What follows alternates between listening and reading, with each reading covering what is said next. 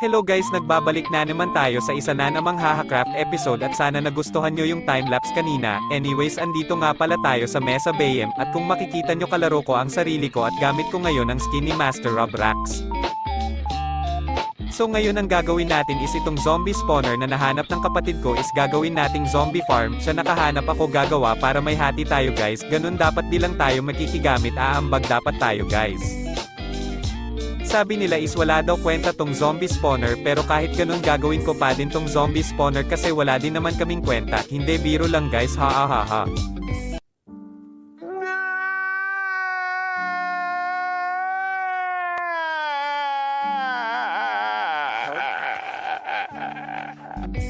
So itong zombie farm na gagawin namin is ginaya ko yung ginawa ni Ate Witch Carnelian, kaya subscribe din kayo sa kanya guys. Ito nga din pala yung first time ko gumawa ng spawner farm kasi buong buhay ko puro lang ako build ng kung ano-ano at di ako pala gawa ng mga farm guys, at babalik na lang ako sa inyo pag may progress na kami guys.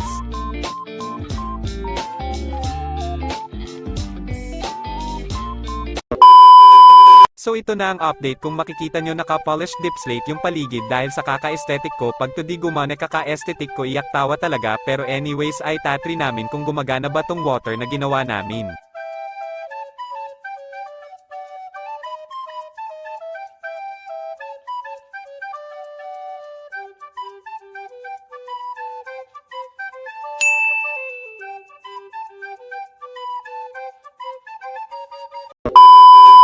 So update lang guys sa mga pinaggagawa namin sa buhay. Kung makikita nyo naman is gumagana na yung zombie farm na ginawa namin. Pwede na mag-only AFK dito at eto ang una kong spawner farm at napaganya ko siya ng maayos, mabuti naman, ha ha ha ha.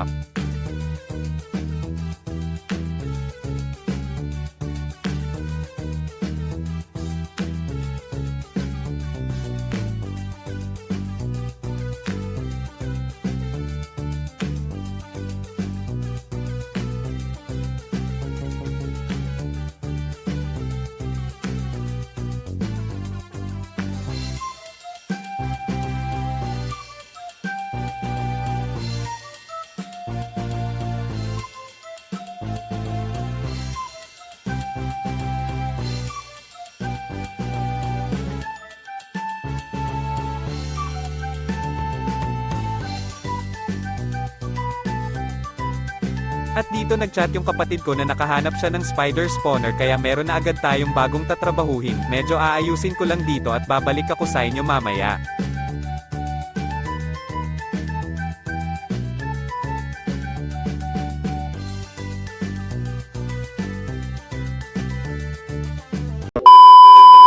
Update ulit mga park, gumawa na nga pala ako ng hagdanan dito guys para mabilis mag-akyat baba at syempre palatandaan na din.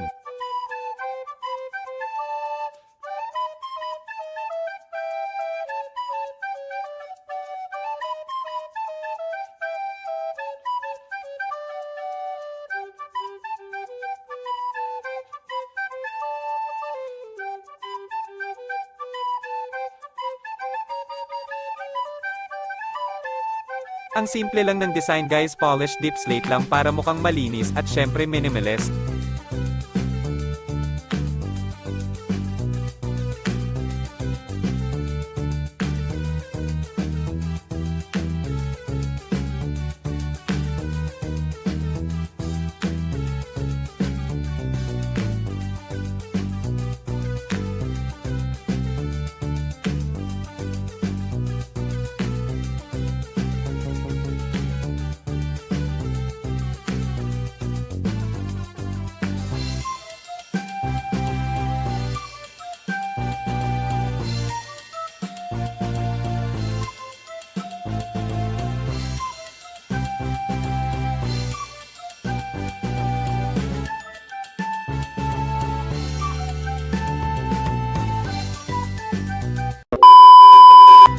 Nakakasipag sobra yung skin ni Master Robrax, ha ha ha ha. So mag-grind muna ako guys at babalik ako sa inyo pag may progress na tayo.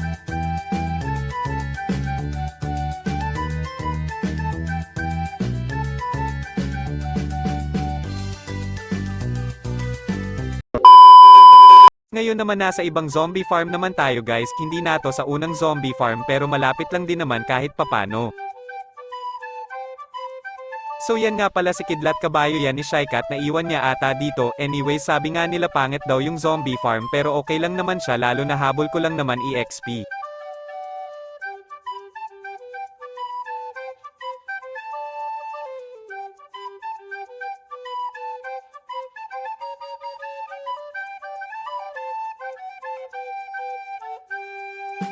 So eto, experiment ko lang, gumawa ako ng mini gold farm dito, yung mga golden armor na drop ng mga zombie, niluluto ko sila kasi di rin naman gagamitin, kaya niluluto ko na lang kasi kakailanganin yan para sa next project ko.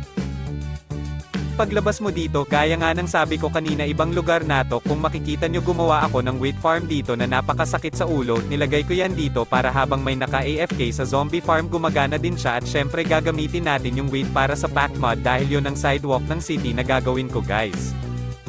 Kinopya ko nga pala yan kay JC Plays, guys. Subscribe na kayo, at kung makikita nyo, hindi talaga ganyan yung original design yan, kaya ko yan ginawang ganyan, at kaya ko sinabing masakit sa ulong wheat farm dahil pangatlong beses ko na ito ginawa. Yung unang villager nasabugan, yung pangalawa na zombie, yung pangatlo di nagbibigay ng wheat, kaya itong farm na to ay nahubog ng mga karanasan, guys. Kidding aside, guys, ang dami kong natutunan sa lecheng farm na to. Dapat, guys, you learn from your mistake tayo para mas maayos yung mas magawa natin na kasunod, at di na tayo magkakamali pa ulit. Kung magkamali man ulit, edi isa pa, ang mahalaga, guys, may natututunan tayo sa mga pagkakamali na nagagawa natin. Kailangan natin yun, guys, para mag-grow tayo as a player and a person na din, syempre. Pero sino ba naman ako para magsabi ng mga ganyan? Hindi, biro lang, guys, just a friendly reminder lang na wag kayo basta-basta susuko. Dami kong pinagdaanan sa farm na to. Tinamad ako at inayawan ko na din siya, pero dahil palaban at ayaw patalo ng koya nyo is pinilit ko talaga siyang ayusin at solusyonin yung mga problema ko, at saka kailangan ko talaga ng wheat, kaya ayon, masasabi ko na sulit din naman siya, guys, pag gusto talaga laging may paraan. Anyways, dun na tayo sa next farm na ginawa ko.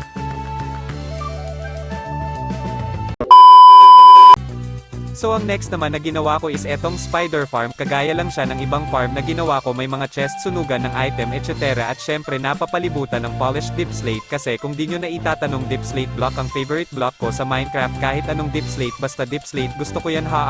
Sana all gusto.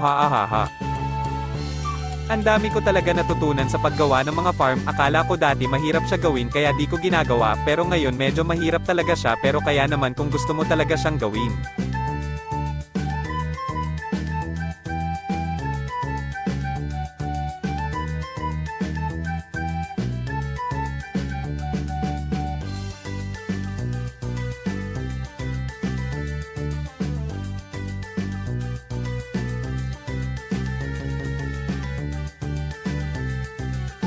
Kung makikita nyo, guys, mga cheater talaga kami sa Hahacraft. Meron di ang barrier kaya nakakalutang yung torch. Siya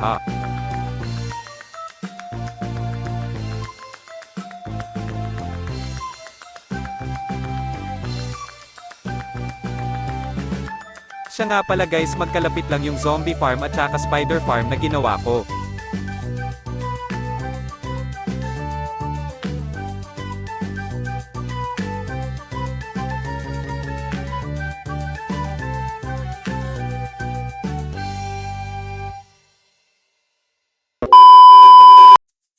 So andito tayo sa industrial area namin, guys. Kagaya nung sa wheat farm, hindi rin ganito yung sa tutorial, pero dahil I learned from my mistakes, in-upgrade ko siya, guys. Tinaasan ko yung pader na gawa sa leaves, tapos nilagyan ko pa ng slab para secure na walang makakapasok at mag-SS spawn na creeper at zombie, kasi nung nag-AFK ako dito, pagbalik ko sabog na, tapos nagtatakbuhan na yung mga villagers.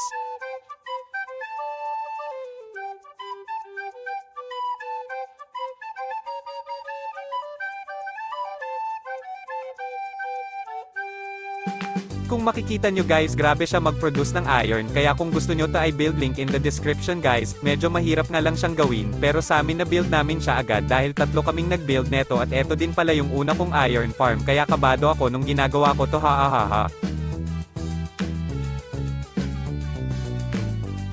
At siya nga pala guys, ang isa pang mahirap dito is yung villagers kasi kailangan 20, pero tips ko guys, kahit dalawa lang ilagay nyo tapos ay breed nyo na lang sila, maglagay lang kayo ng trapdoor, wag nyo batasin ng whole block kasi makakalabas yung mga baby, pero die ko lang sure, tapos hadjusan nyo ng patatas or carrots, tapos kusa na yan, dadami din nyo na need bilangin guys, pag di na sila nagbreed ibig sabihin kompleto na sila, dahil 20 bed lang yung nasa ilalim, 20 na villagers lang din yung cocoonic dyan, kaya pag wala ng bed hindi na sila magbe-breed, tapos antayin nyo na lang lumaki yung mga baby, tapos okay na yan, samahan nyo na lang din ang dasal para gumana talaga, ha ha ha ha.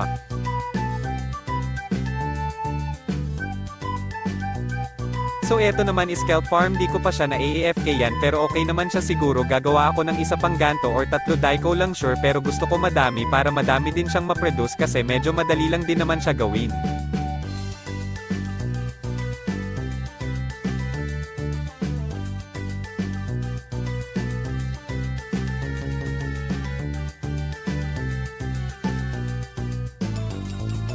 Kita nyo ba yan guys, effective yung wall na ginawa ko, di niya naiistorbo yung mga villagers, pero ang alam ko mas maganda yung iron farm pag natatakot yung mga villagers, pero okay na yan, anyways. So eto naman yung flower farm na ginawa ni Shycat, sa pagkakatanda ko is ginawa ko na to sa beta world namin guys, at sobrang ganda at efficient ng farm na to, kailangan mo nga lang ng madaming bone meal.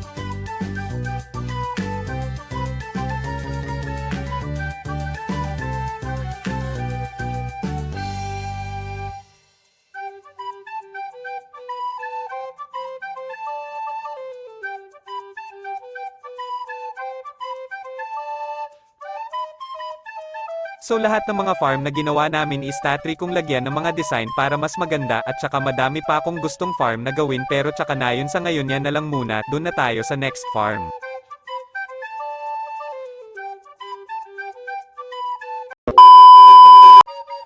Dito naman andito tayo sa isa pang industrial pero more on villagers, meron na nga din palang mga villagers sa taas neto, pero all in all okay na to, pero pwede pa din tong lagyan ng third floor para mas malaghahaha.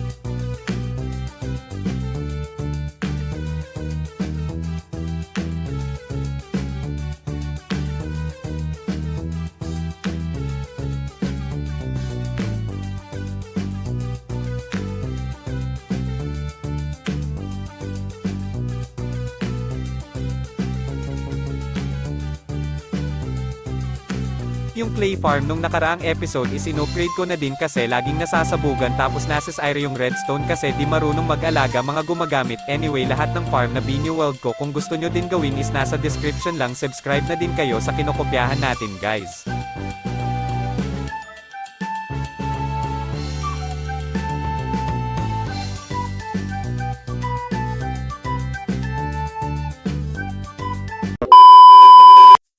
Kung nakita nyo kanina sa umpisa ng video, tapos na din tong honey farm, itong farm na to is sarili kong design, ha ha ha ha.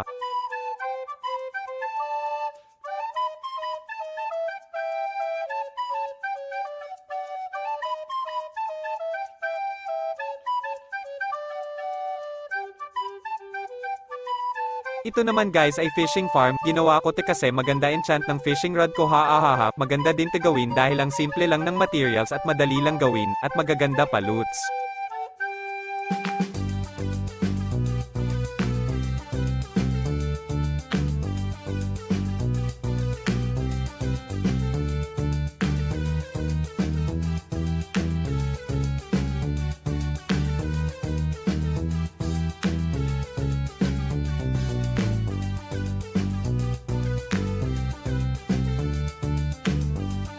So ngayon ay nandito tayo sa base ni Shycat, kung makikita nyo follow si Shycat guys kasi bakasyon, pero habang ine-edit ko to may pasok na, naka netherite na siya guys at may pa armor trim pa, ang ganda pa ng base niya guys.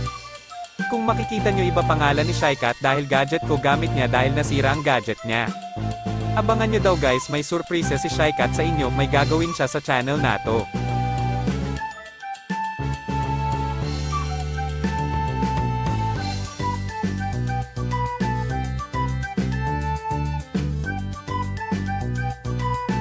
So dito may ginawang simple at maliit na wool farm si Shycat, di rin naman namin masyado kailangan ng wool kaya okay na yan.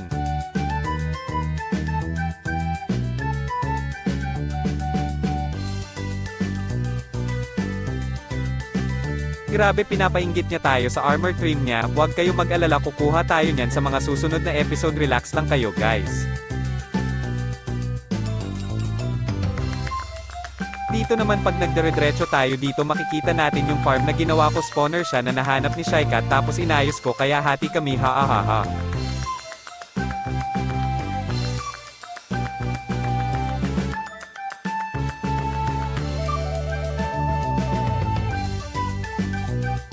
So andito naman tayo sa skeleton farm at kung anong meron sa mga naunang farm parang ganun lang din ang meron dito.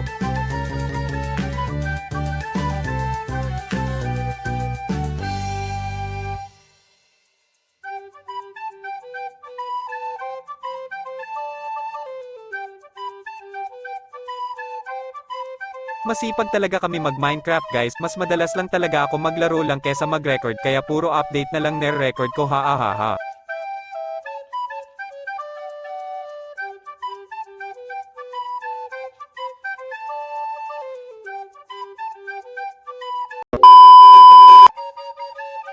So ngayon andito na tayo sa base ko, gumawa nga pala ako ng mga farm na gagamitin ko para sa pagbubuild ko ng city na gagawin ko guys.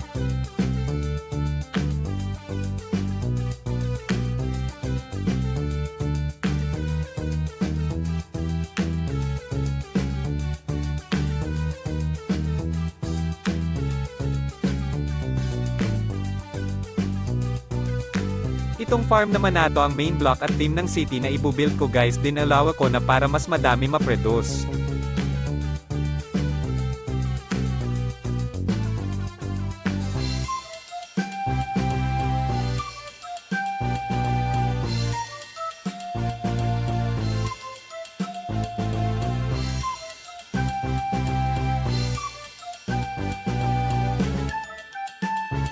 Pinag-iisipan ko pa kung gagawin kong puro farm ang gagawin ko sa base ko or normal na city build na lang. Abangan nyo guys yung ibubuild ko dito, sana naman magustuhan nyo siya, ha.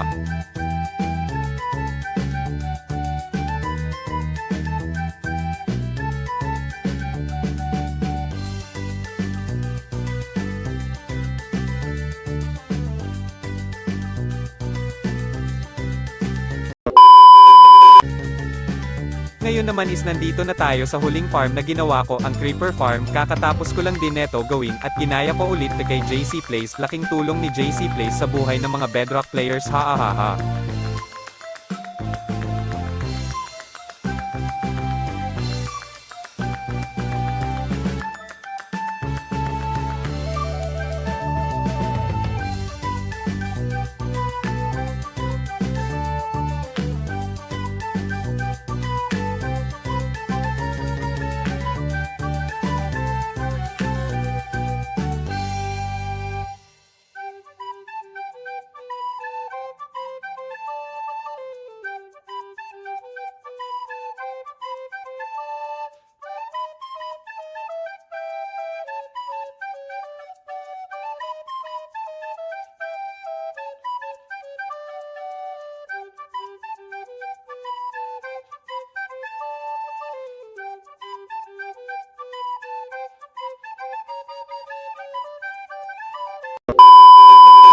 So hanggang dito na lang ang episode natin, sana naman is nagustuhan nyo siya, lahat ng farm ay nasa description kung gusto nyo din i-build, at kung nung nakaraan is puro backlash ngayon naman puro farm, ha. At siya nga pala, gusto ko magpasalamat sa mga nanood ng episode ko, nakakagana mag-content, lalo gagalingan ko pa guys, at sana suportahan nyo pa ako, kaya wag nyo kakalimutan mag-like, share, comment, and subscribe, at maraming salamat palagi sa panonood nyo guys. Paano hanggang dito na lang tayo, kitikits tayo sa susunod na episode, sana ma-enjoy nyo ang next episode. Mag-AFK muna ako dito dahil kakailanganin natin ang madaming gunpowder next episode, at ang clue natin para sa next episode is eto.